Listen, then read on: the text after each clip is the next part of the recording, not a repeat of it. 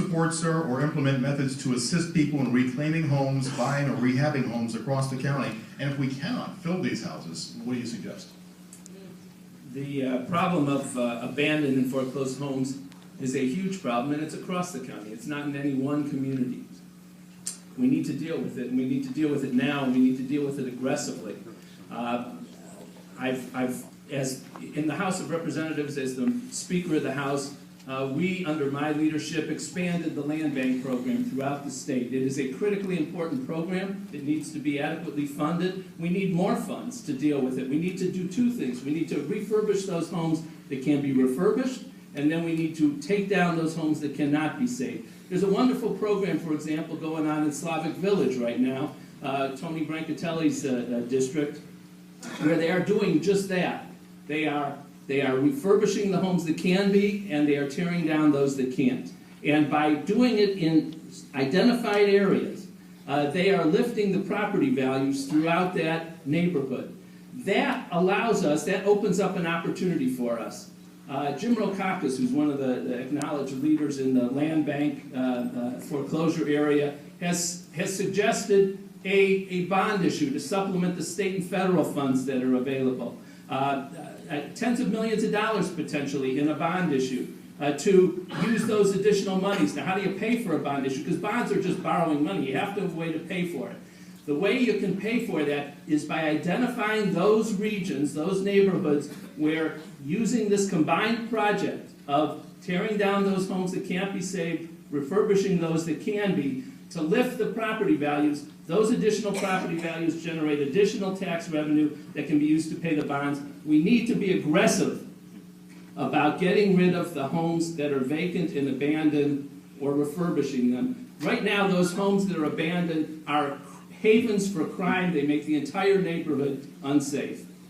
Thank you. Mr. Reid.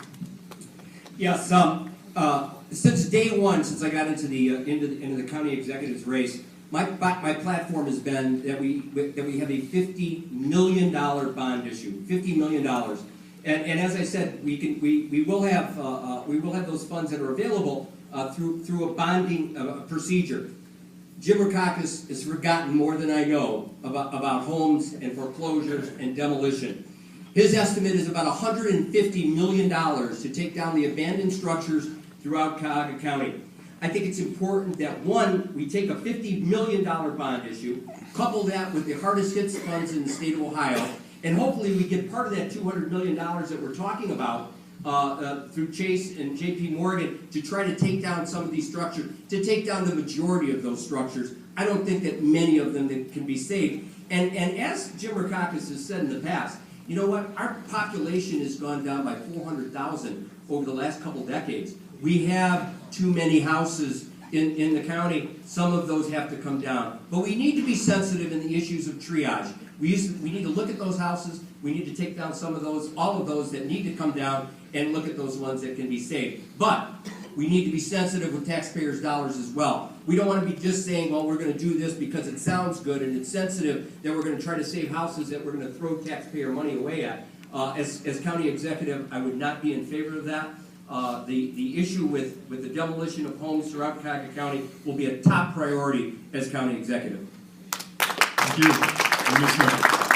I certainly applaud the work that the Land Bank is doing, and also I applaud Cleveland Housing Network and many other associations and organizations who's working on this issue. But the way I would approach it is that it's fine to be reactive, but it's even better to be proactive. And I think the issue here is going after the banks and working with the state to establish some legislation so the banks and mortgage companies and financial institutions can take responsibilities for these homes before it even happens to get to that point. Thank you. Thank you. 3 questions down, many to go. Quick reminder to those of you that found pads and pens on your chairs, those will be collected at 5:10 so we can use some of your questions in this moderated debate as well. Thank you very much for that.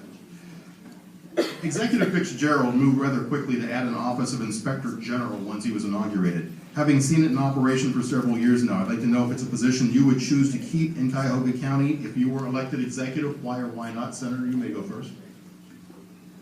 Well, I think the position of Inspector General is something that I am still pondering. So, you never can get, and you never can, from my position here, running for candidate, I don't know exactly what that position entails from the inside. So before I can speak to that, I think I would have to be on the inside and weigh it, evaluate it, and then make that decision.